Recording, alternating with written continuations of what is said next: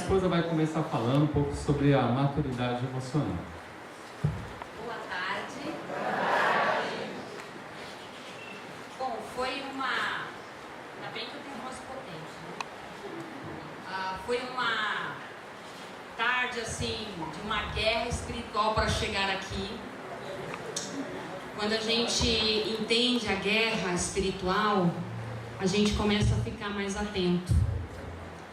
Porque a gente vê os ataques para fazer o trabalho de Deus, aquilo que Ele quer. Então, quando a gente se concentra realmente o que é a guerra, a gente fica muito mais vulnerável diante de Deus, diante do Espírito. E eu estou muito feliz que a gente chegou aqui, muito feliz por ter a minha irmã mesmo, de sangue. Eu a convidei para estar aqui.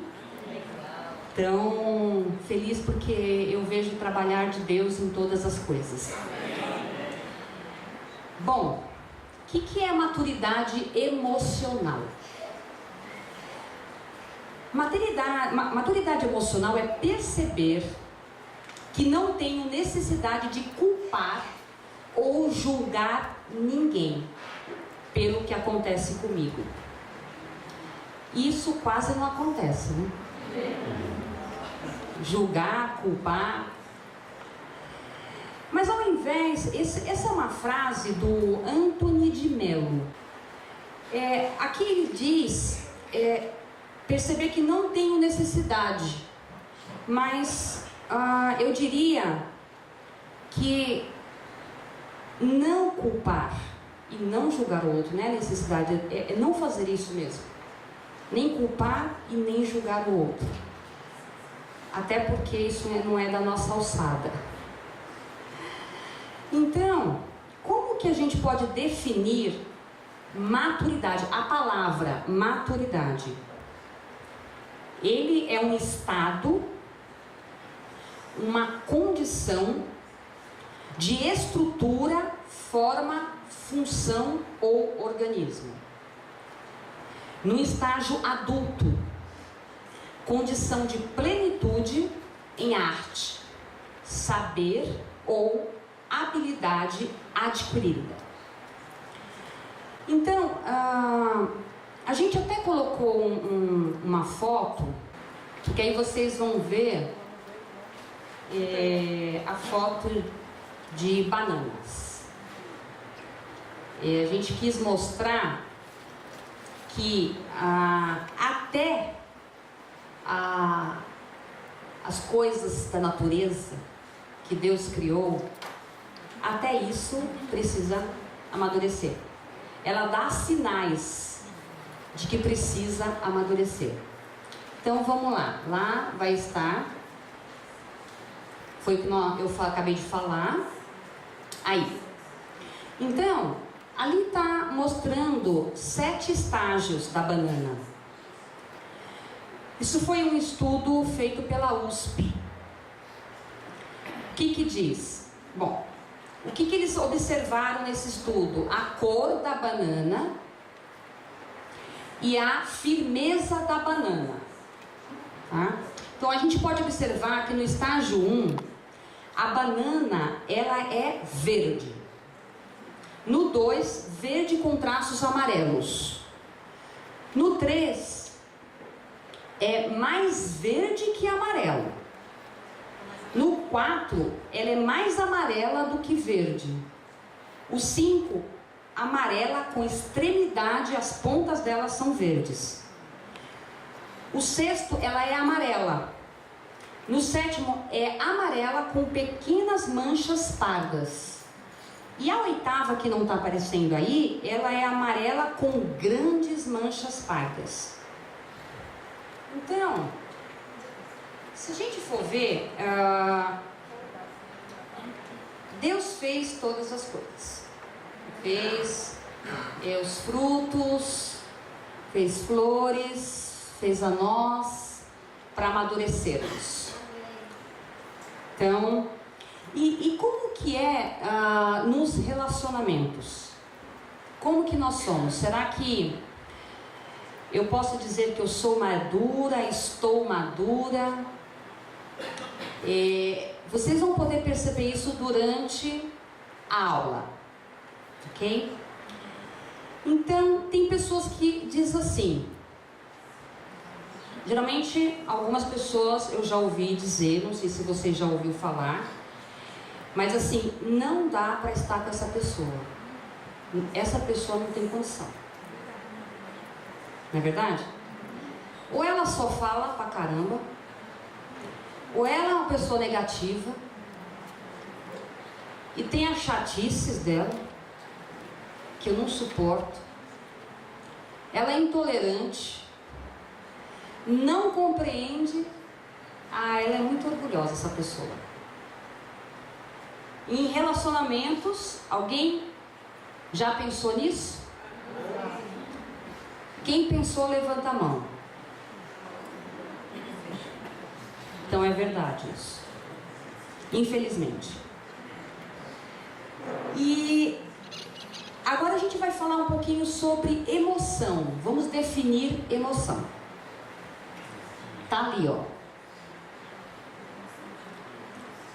Já tá ali.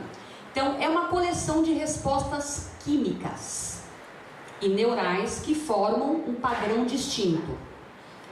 O cérebro detecta um estímulo emocional competente que desencadeia a emoção. As respostas são automáticas. Isso quem falou foi Antônio Damasio. Então a gente viu o que é maturidade. Agora a gente vai definir emoção. Então, essa definição, segundo ele, e essa palavra emoção deriva do latim que é movere, pôr em movimento. É um movimento de dentro para fora. Então, as emoções, elas podem ser públicas, que se revela onde? No rosto, nos nossos comportamentos. Ela se revela na nossa voz, ou seja, a maneira como nós somos, como nós fazemos, se revela alguma emoção, certo? Todo mundo tem emoção. Isso é bom ou é ruim? É bom. Emoção é bom. Então, e como acontece quando a gente tem emoção? O que acontece no nosso corpo? Alguém sabe dizer?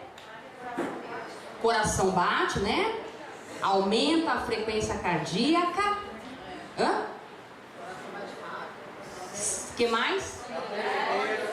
Tremor. Semblante muda, sudorese, isso mesmo. Dor de barriga em algumas pessoas, dependendo da situação, né? Como? Tonturas? Eu nunca senti isso, né? Só se for de amor. Mas depende da pessoa, pode ter mesmo, é verdade, né? É adrenalina, isso aí. Então, além de uma redistribuição do fluxo sanguíneo, para onde que vai? Geralmente, não, nas áreas das mãos, aqui ó, desce e vai na área das mãos. Por que será? Isso é no caso da raiva, né? O que será? Quando vem um negócio assim, não só da raiva, né? Por que será? Alguém imagina? Agredir.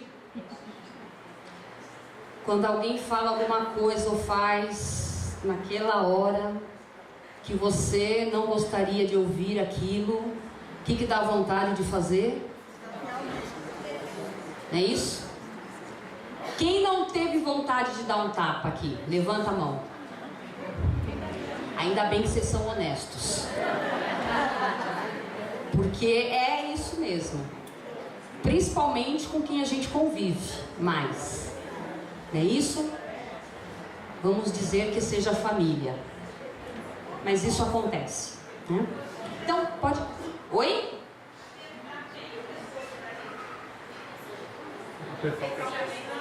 Apertar o pescoço? Aí já está no outro estágio.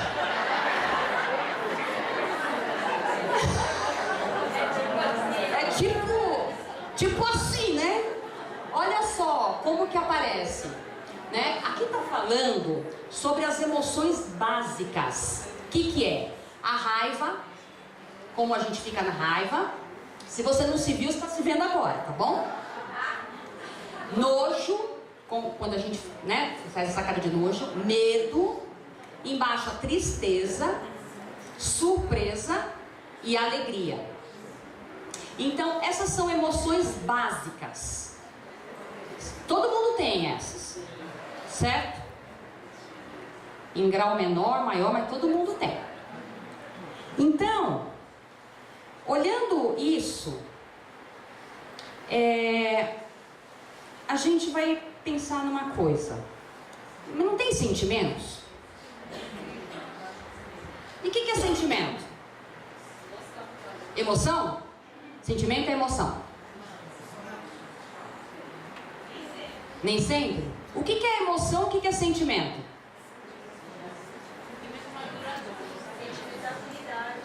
Sentimento é afinidade? Emoção que sente e passa? Medo? Então, é confuso. Embora sejam sinônimos, parece, né, que são sinônimos, mas não são. Não é a mesma coisa, tá? Emoção é uma coisa, sentimento é outra. Então a gente vai falar um pouquinho. Então, de acordo com o Damasio, que eu falei aquela frase, os sentimentos, eles são privados, tá? Invisíveis ao outro. Nem sempre você vê o que o outro está sentindo. A emoção, muitas vezes você vê do outro. Nota. Rapidinho. Agora, o sentimento não. Então, o sentimento é uma resposta às emoções. Então, uma coisa é uma coisa, outra coisa é outra coisa, como falo. Certo? Então, existe uma diferença. Eu sei que parece, elas são parecidas, mas confunde a gente. Então, vamos dar um exemplo. Término de namoro. O que pode acontecer em um término de um namoro? A emoção pode ser o quê? Surpresa, tristeza, raiva. Não é isso? Mais alguma coisa? Alegria? Ah, para alguns pode ser alegria. Eu concordo. Eu também já terminei o namoro, também já terminei e eu fiquei alegre. É verdade. É leveza, né? Dá até leveza. Então, isso é uma emoção, certo? Você ficou surpreso quando recebeu a notícia. Vamos parar por aqui que acho que não vai dar mais não, entendeu? E aí você, como assim, né? Surpresa, como assim? Então, aí depois você sente a tristeza por isso e raiva. Agora, qual o sentimento que pode acontecer aí? Desânimo, angústia, amargura. Não, tristeza é emoção. Lembra? Então, oi? Tristeza é emoção. Emoção. Tristeza é uma emoção e é emoção básica. Todo mundo tem. Também, como? Alguns ficam deprê mesmo. Põe deprê. Então, também uma palavra de sentimento, aí a culpa.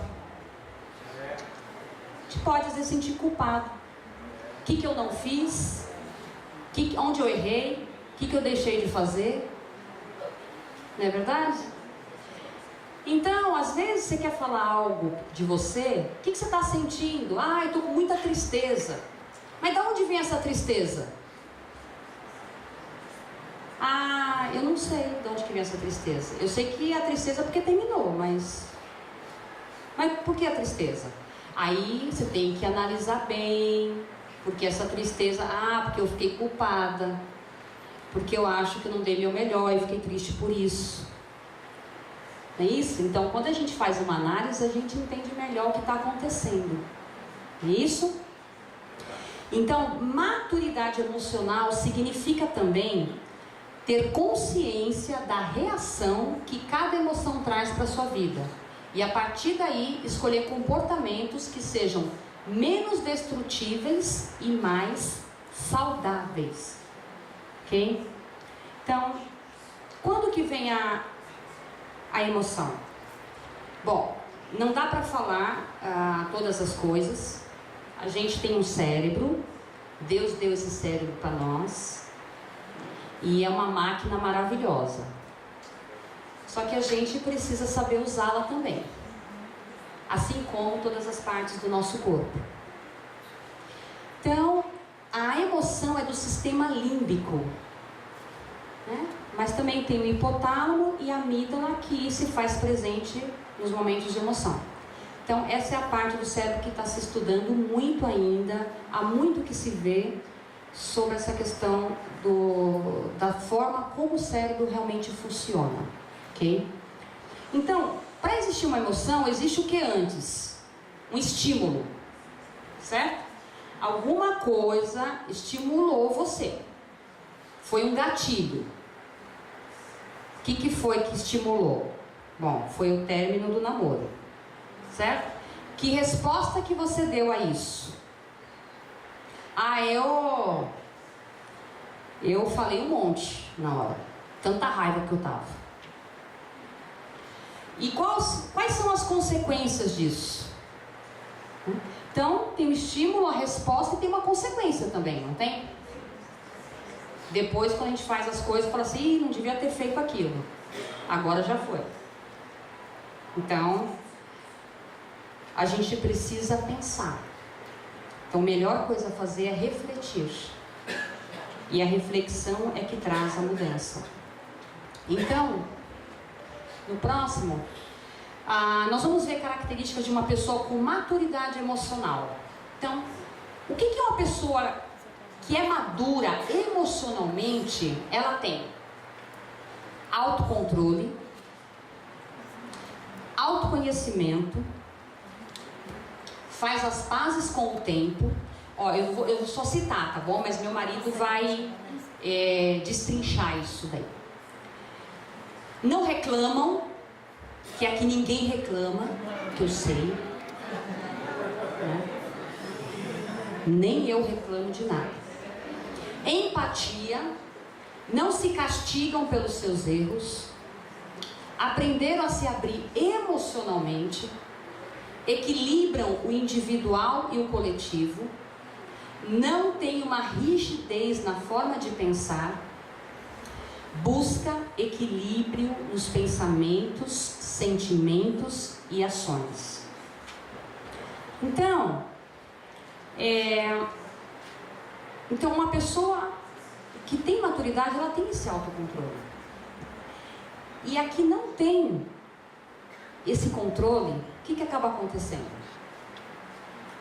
Ela vive então de forma inconsciente. Aquilo que ela faz está no inconsciente. Ela vai fazendo, ela faz as coisas. Depois dá conta do que fez. Você não entende por que você fez aquilo, o que fez você fazer aquilo. Quando você viu, já fez. E o autoconhecimento, que diz aí, a importância de se ter um autoconhecimento. Essa é uma palavra que tem se falado muito ultimamente. Principalmente quando você faz um curso, você vai para uma terapia, você vai para uma imersão, algo que te leve a pensar sobre você. Então, o autoconhecimento te leva para um processo consciente. Ou seja, você vai começar a ter consciência sobre algumas coisas, de você e do outro também. Então, através do que a gente se conhece, vocês sabem? De que forma a gente se conhece? Através do outro. Isso mesmo. Como é que eu vou me conhecer se o outro não falar pra mim que eu estou fazendo aquilo que eu estou fazendo?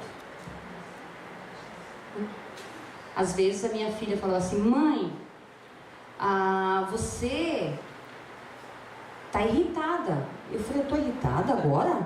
Não achei que eu estava irritada. Tá, sim, irritada. Que eu falei isso aqui pra você. Então, eu não me percebi irritada, mas ela percebeu. Então, através do outro, a gente pode olhar o que a gente faz. Aceitar. Isso é importantíssimo. E também através do que? Das experiências. Certo? Eu fiz isso aqui e errei.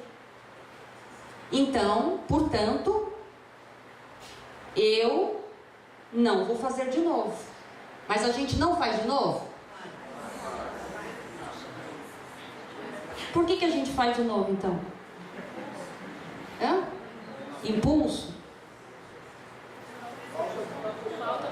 Falta de maturidade, exatamente. O Edson já aprendeu a aula.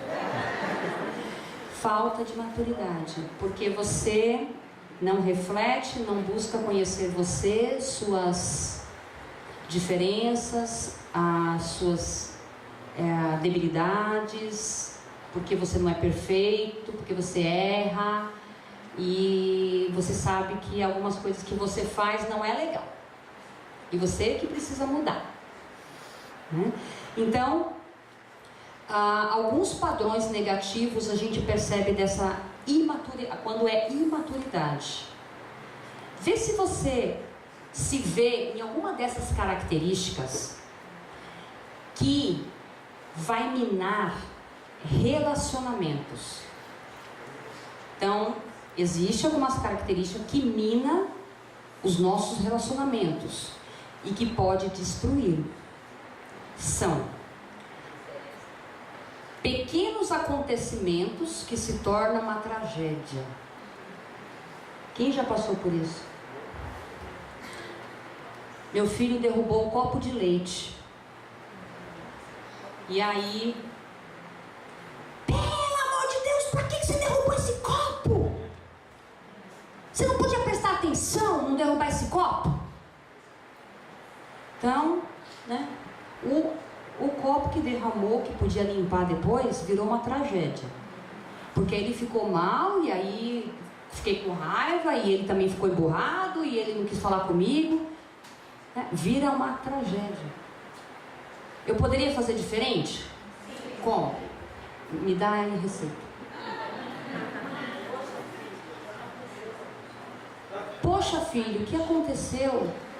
Ele derrubou o copo. Não, assim. O que mais?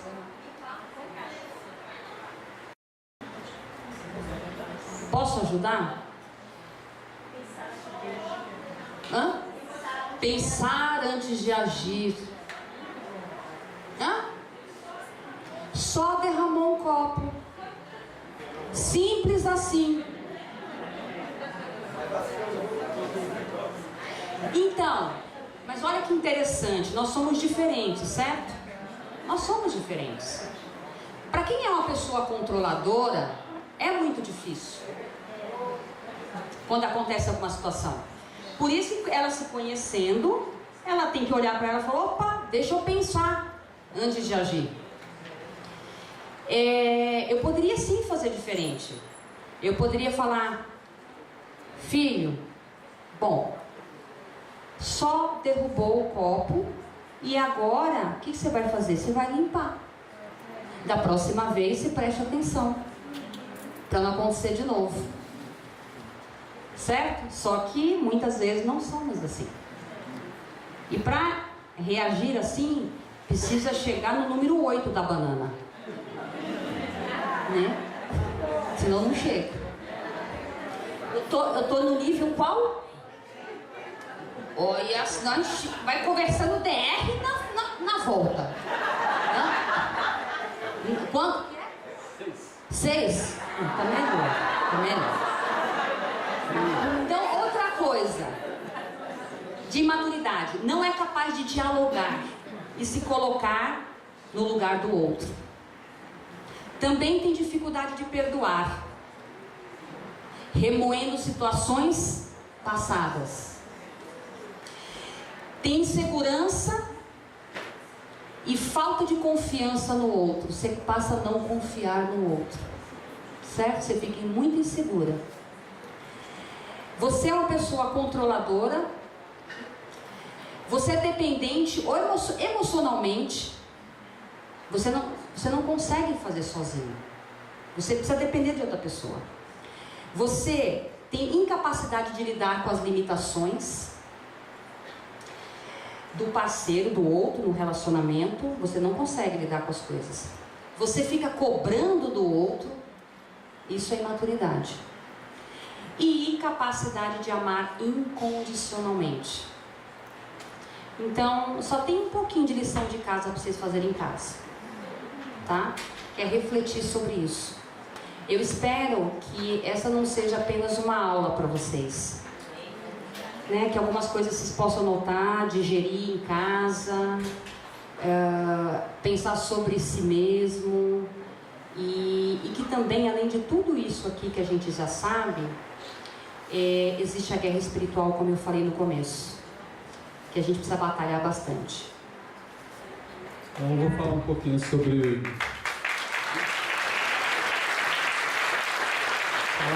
o autocontrole, mas antes eu gostaria de fazer uma dinâmica. Hoje o pessoal ficou até mais animado agora. Então vamos acalmar um pouquinho, vamos voltar ao silêncio. Então, você vê que às vezes no exercício simples, para a gente se concentrar, né, e não sorrir, para algumas pessoas foi mais difícil do que para outras. Então o que é o autocontrole? Na verdade, o autocontrole é a nossa capacidade de administrar, de gerenciar as nossas emoções. E a gente viu que tem estímulos muitas vezes desafiantes para a nossa vida. E a gente vai fazer agora um link com a palavra de Deus. E eu vou dar um exemplo de uma emoção para ficar mais fácil. São várias emoções, são tantas emoções, como dizia o Roberto, né? E a gente vai concentrar um pouquinho na raiva.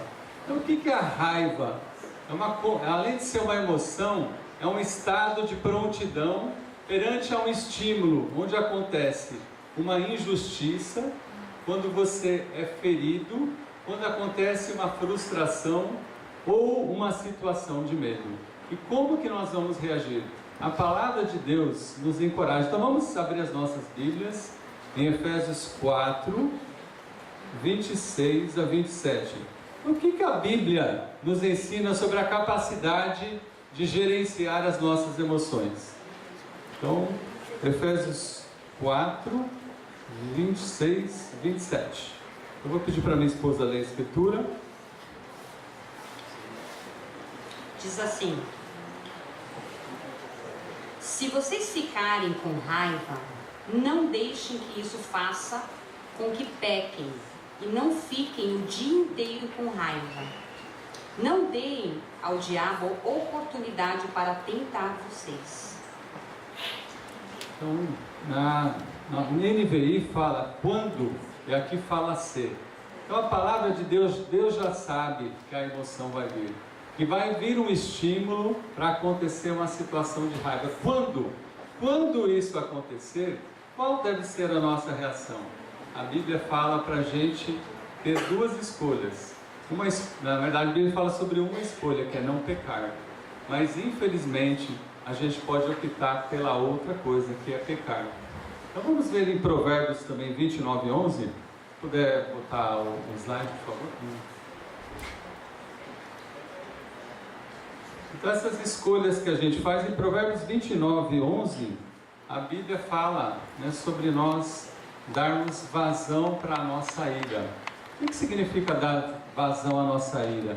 Quando a gente deixa a nossa ira se mostrar, quando a gente deixa a nossa raiva aparecer. Então, o que acontece com isso? a gente precisa tomar uma escolha. E o que a palavra de Deus fala é apaziguem antes que o sol se ponha. Então, esse encorajamento, esse conselho de Deus, significa que nesse momento da emoção, a gente precisa se acalmar. E como que a gente vai se acalmar? Tem um psiquiatra chamado Ross Campbell. O que ele faz numa situação quando ele fica irritado? Ele sai de cena, e ele vai para o banheiro, ele vai orar e vai meditar na palavra de Deus. Ele fala: eu me coloco de propósito de castigo, como eu fazia com os meus filhos. Porque naquele momento ele está sozinho e ele decide ir para Deus. Ele sabe, se ele não se acalmar, se ele não se apaziguar a ira, qual é a reação que pode estar acontecendo, né? A gente precisa de urgência, mas a gente não pode ter afobação. Então uma vez eu me precipitei muito. Eu briguei com a minha esposa, eu era casado de novo, e eu queria resolver o conflito com ela naquele dia. Mas ela não queria conversar comigo, porque o coração dela não estava bom, né? Naquela situação, e eu também não estava. Ela não queria, eu insisti que ela conversasse comigo, insisti, e ela falou: eu não quero falar. E eu fiquei insistindo, né? Pelo meu legalismo, né? Antes que o sol se ponha. Mas eu entendi que a gente precisa ter urgência e não afobação. E ela realmente ficou calada, e aquilo subiu uma ira tão grande dentro de mim. E eu vi que eu não estava preparado para respeitar o tempo dela. A gente precisa ter a urgência, mas precisa respeitar o outro. E o outro conselho que a palavra de Deus fala: a gente não pode deixar espaço para o inimigo. Porque uma emoção de raiva, né, ela pode se juntar a outra emoção de raiva e criar o ódio. Ou uma emoção de raiva se juntando com a emoção da tristeza, criar a amargura. Vamos só pensar então nessa escritura, né? Provérbios 29:11. Diz: o tolo mostra toda a sua raiva, mas quem é sensato se cala e a domina.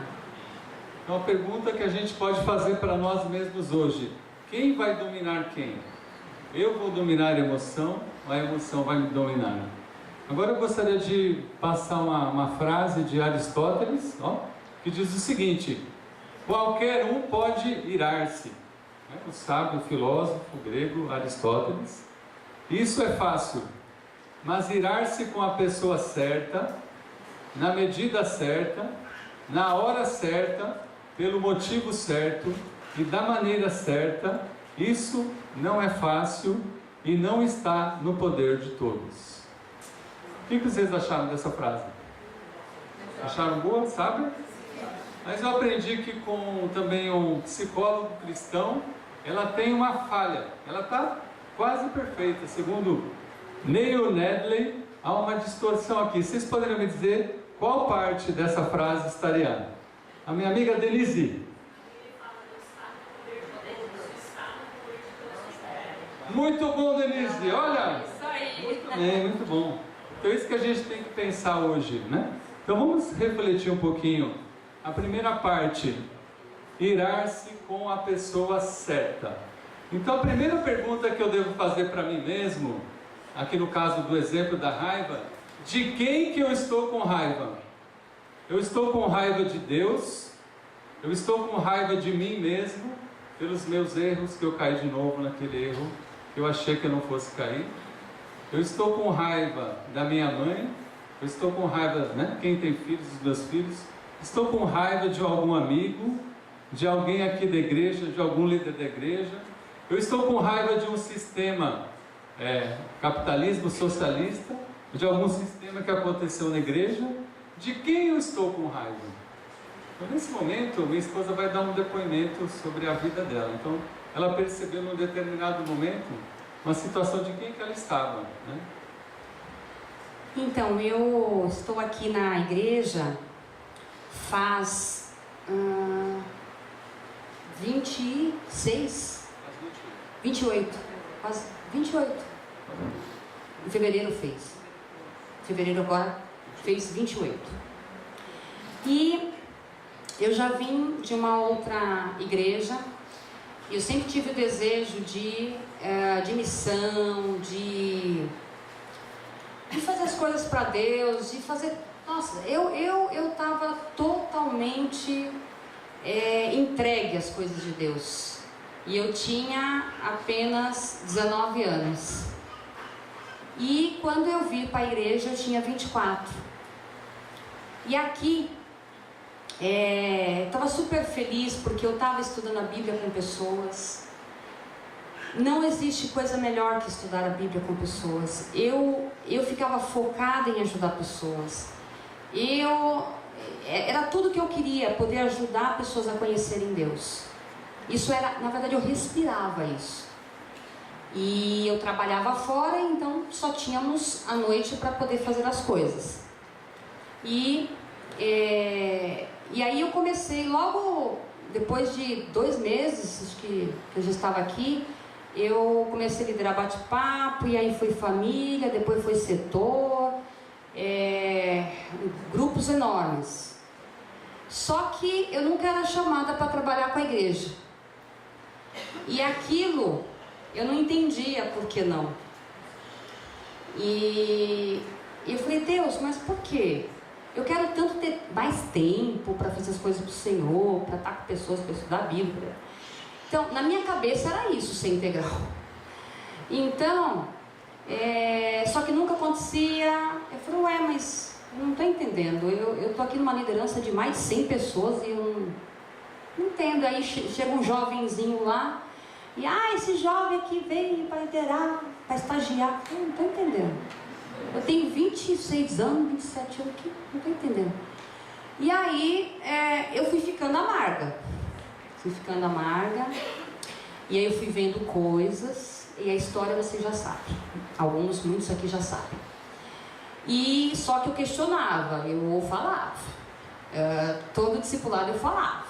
Eu falava, eu não concordo com isso, não concordo com aquilo, não está certo, Jesus não faria isso, eu vou orar por isso, Então, eu percebi que na época, eu tinha largado a faculdade para poder servir mais. Então, eu fui desafiada a largar a faculdade. E depois, eu não podia porque eu não tinha faculdade. Eu falei, não estou entendendo então esse negócio. Depois fez eu largar, mas aí, pega jovem, que é universitário, que é faculdade. Eu falei, não estou entendendo. E aquilo foi minando o meu coração profundamente. Só que eu não tinha uma pessoa para ficar com raiva. Ficar com raiva de quem? De mais de 1000 pessoas? Ou 300 da liderança, sei lá. Mas assim, eu não tinha em quem ficar com raiva. Quem ia falar por que isso, por que aquilo. E eu comecei a também ficar com raiva de Deus. Falei, Deus, não foi isso que o Senhor falou para mim. Não é isso que eu leio na Bíblia. As Escrituras não falam isso para mim. Desde jovem eu tenho querido servir o Senhor. E eu tenho desejado fazer tudo para o Senhor. E eu falei assim, e o Senhor não fez nada disso. Eu nem queria me casar. Essa é a verdade, ele sabe disso. Eu não queria me casar. Eu nem procurava namorado. E aí, acabou acontecendo, a gente namorar, sofri que nem uma condenada também, porque ele não me queria, os líderes não me queriam, o meu marido não me queria, meu namorado, Eu falei, vixe, Deus não me queria. Eu falei, então eu tô lascada. Mas na época eu não pensava isso, tá? Eu tô brincando agora. Mas na época foi muito difícil para mim. E levou 3 anos para ele falar um sim. E pior, ele não estava em São Paulo, estava em Belo Horizonte. Paciência, Eu não entendia o que Deus estava fazendo. Não entendia. Muitas vezes a gente não entende o que Deus está fazendo. Muitas vezes os nossos sentimentos se misturam, O que me levou até aquela raiva? Muitas vezes foi o não de Deus, só que esse não, será que esse não de Deus é não? Ou esse não de Deus é um talvez? Se você não ficar firme mais tempo, você não vai saber o que é aquilo. A gente precisa identificar a nossa emoção. E o que ele está me levando? Da onde está vindo isso? Por que eu não consegui uma promoção no emprego? Porque eu não me esforcei como eu deveria. Então tem que pensar de quem é a raiva. Então assim, a raiva pode ser minha e eu posso passar a minha raiva para outra pessoa. Isso é muito fácil, porque eu posso descontar a minha raiva, ou eu posso deslocar a raiva que eu tenho para cima de outra pessoa. Ou então, eu posso pegar a raiva de outra pessoa. Eu posso pegar a raiva do meu chefe. Aí eu faço uma pergunta: por que eu vou pegar uma raiva que não é minha? Então, a primeira coisa que a gente precisa pensar quando a gente pensa nas emoções, a gente tem que separar o que é meu e o que é do outro. Mas para você separar o que é seu e o que é do outro, você precisa conhecer as suas emoções, os sentimentos, você precisa conhecer as emoções do outro. Eu trabalho com um amigo que ele era bastante explosivo, né? Agora ele tem mudado bastante, ele se tornou um cristão numa outra igreja e ele reflete bastante. Ele pensou que o gatilho que fazia ele ficar com raiva era quando ele fazia pergunta para as pessoas e as pessoas não respondiam sim ou não, ficava, e muitas vezes eu não me posicionava, ele ficava irritado comigo. Eu tenho pensado muito como que eu vou identificar de quem é essa raiva, né? Então a gente não pode pegar a raiva do outro.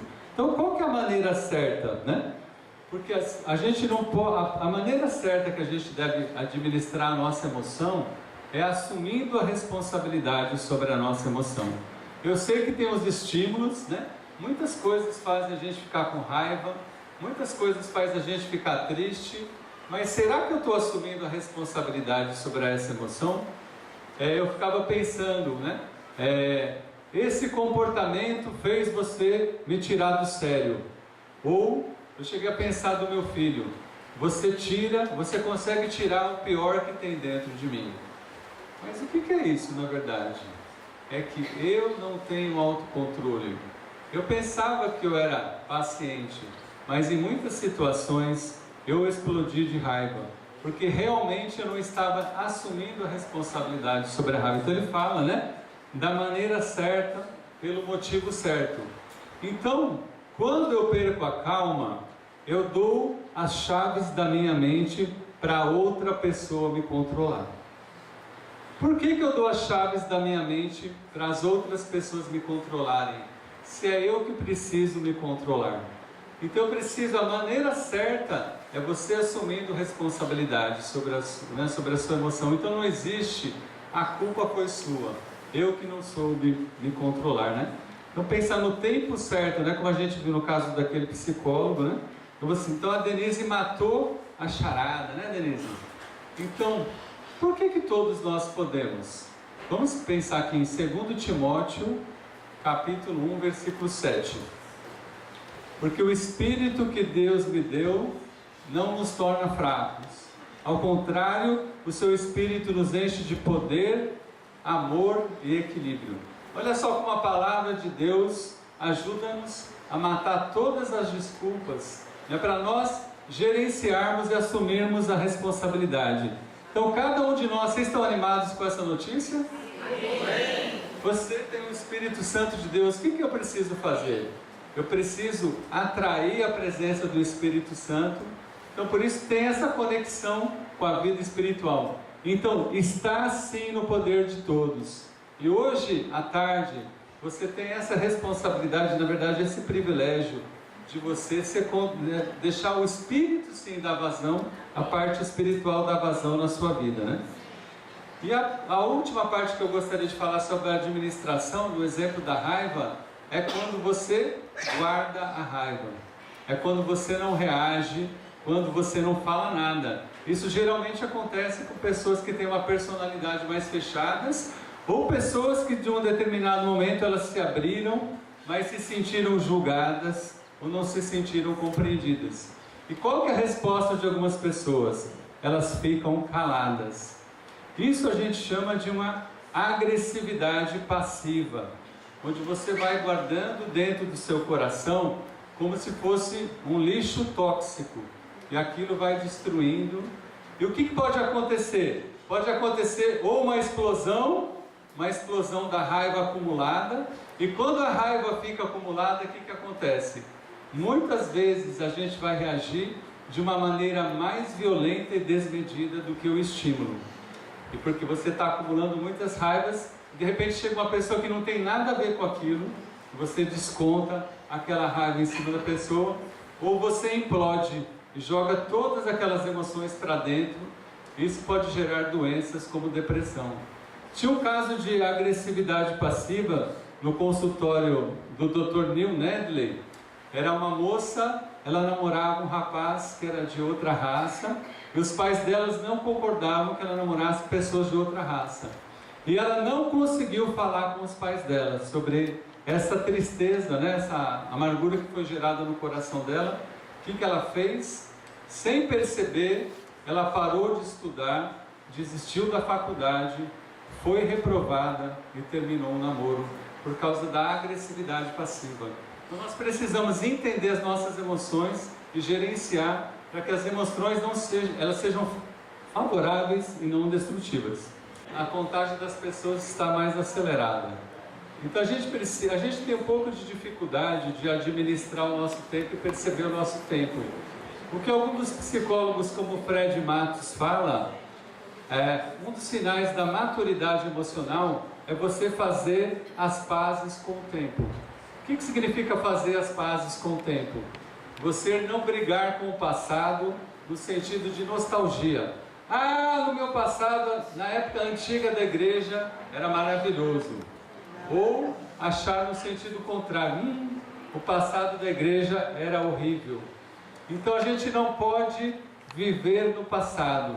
Se a gente vive no passado, a gente não fecha um ciclo e a gente não consegue ir para frente. O que significa brigar com o futuro? Você querer tudo com pressa, você querer tudo para ontem e achar que o tempo passa muito rápido. O que é brigar com o presente? É você achar que o presente não está bom e que o futuro vai ser melhor. Então olha o que a Escritura diz em Hebreus 13, 8. Vamos abrir a Bíblia.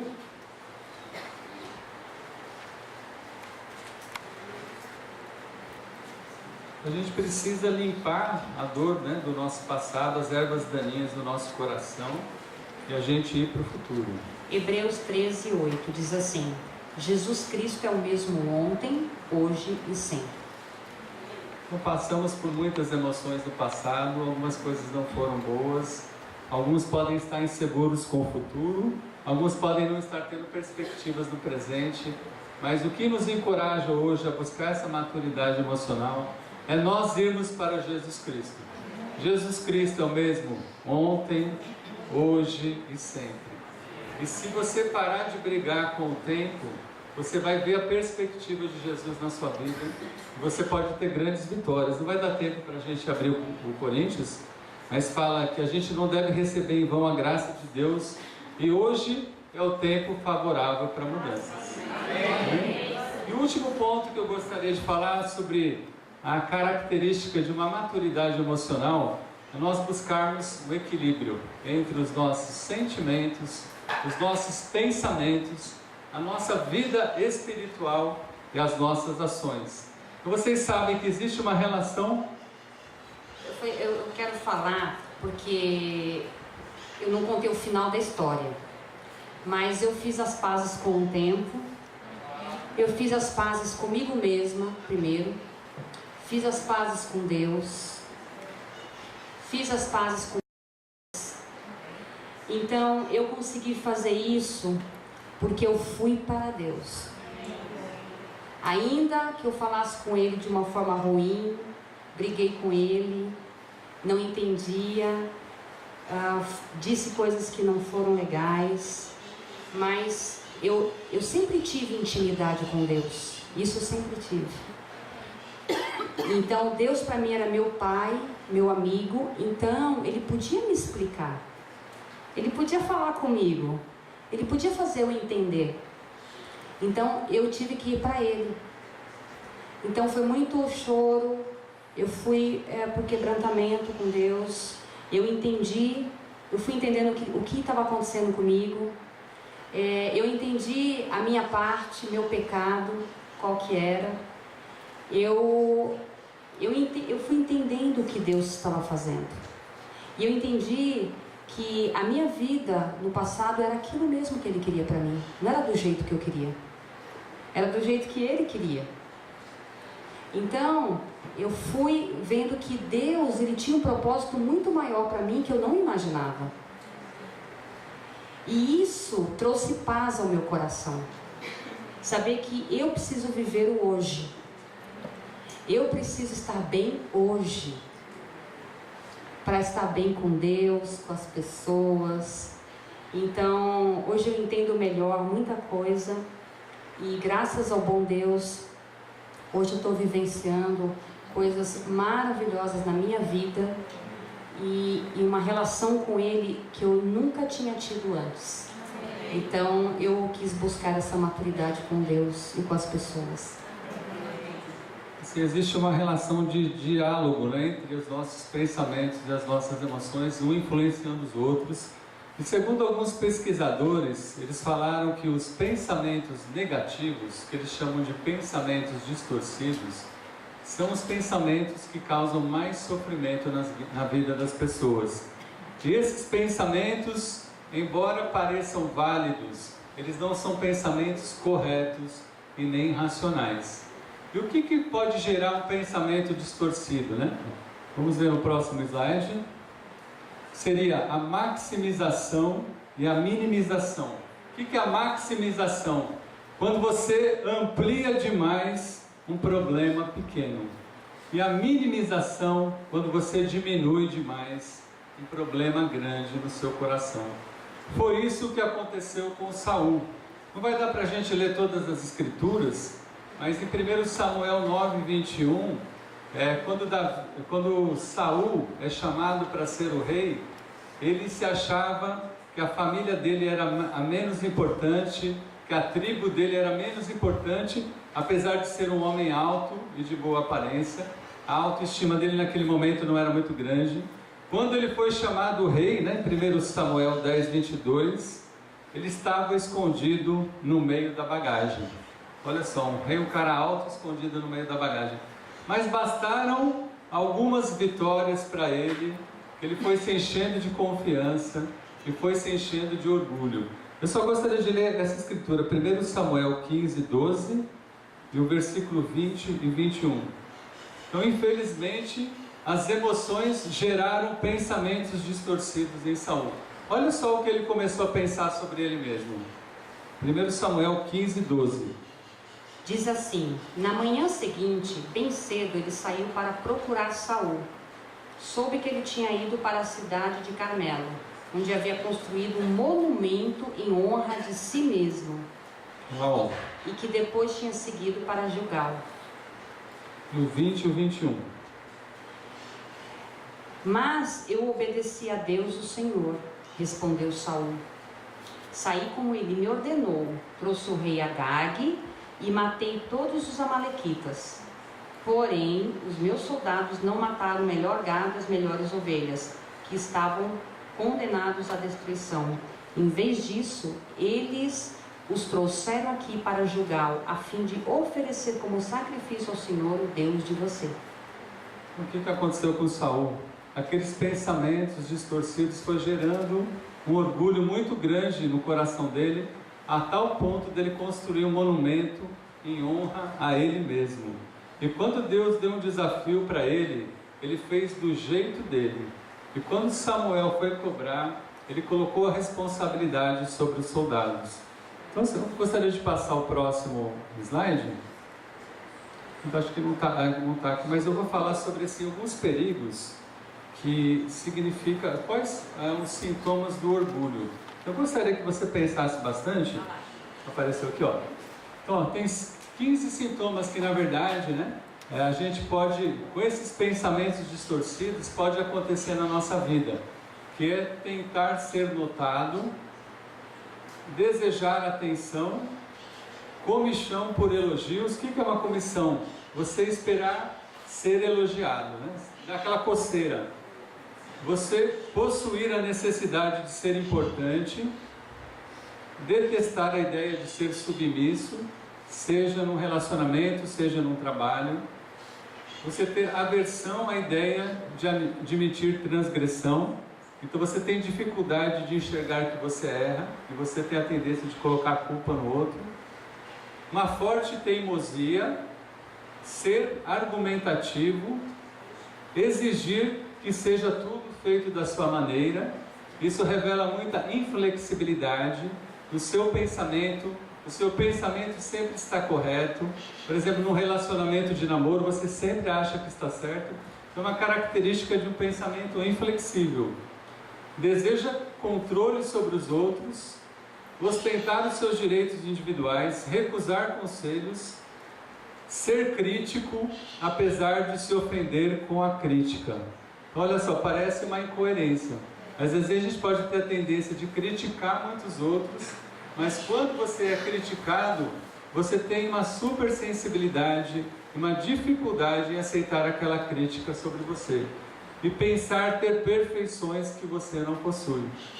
Então o que foi gerando tudo isso no coração de Saul? Foi gerando um orgulho. Em 1 Samuel 18, após Davi matar o Golias, aquele refrão famoso, Davi matou milhares, Saul matou milhares e Davi matou dezenas de milhares. O que veio depois? Um orgulho ferido. E então, irmãos, antes do orgulho ferido, existe um orgulho. Então, como que está o meu coração nesse processo de busca de maturidade espiritual? Será que eu estou com orgulho ferido? E quando você está com orgulho ferido, você acaba sentindo que você não vale nada. Então olha só como os nossos pensamentos, as nossas distorções podem nos enganar e a gente pode ir para longe de Deus. Volta só 2 slides, por favor.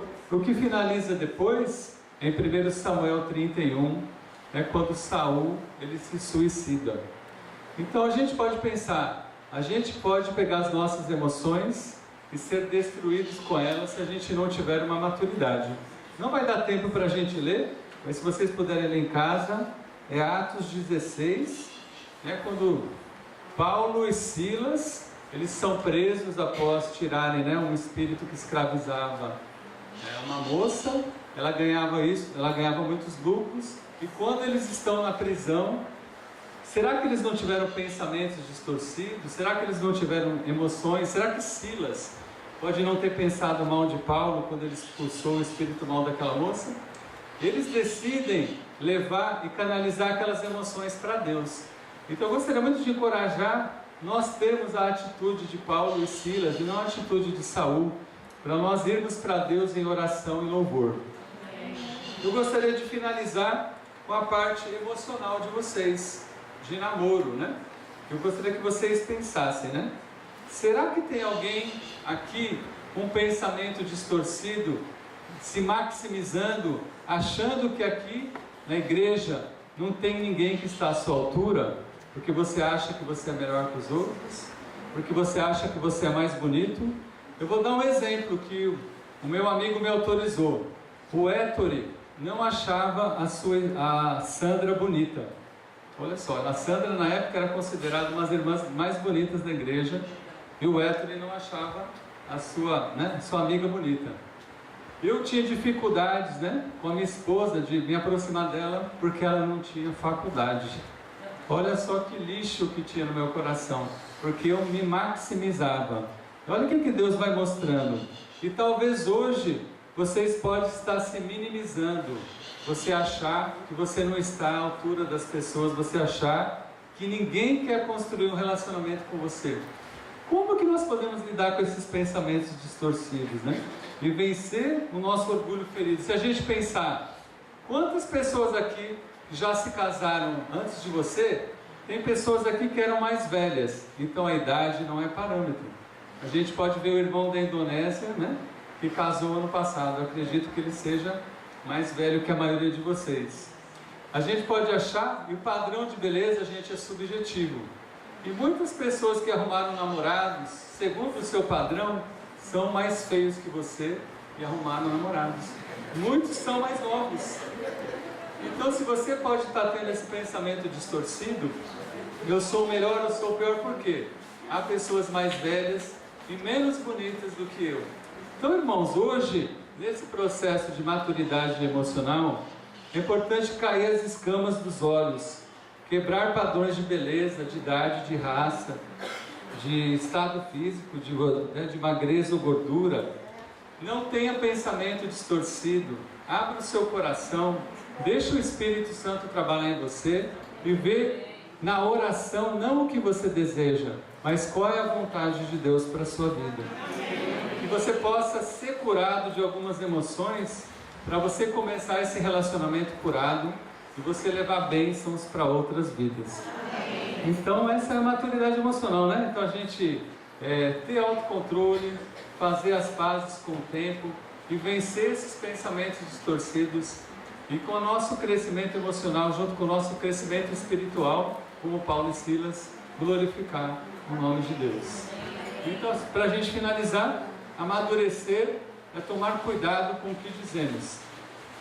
Eu posso pensar no que eu vou falar, respeitar o que ouvimos, eu posso não concordar, mas eu posso refletir com o que eu ouço e meditar sobre o que calamos. É um ator desconhecido. Então, que cada um de nós possa crescer nessa maturidade emocional e espiritual.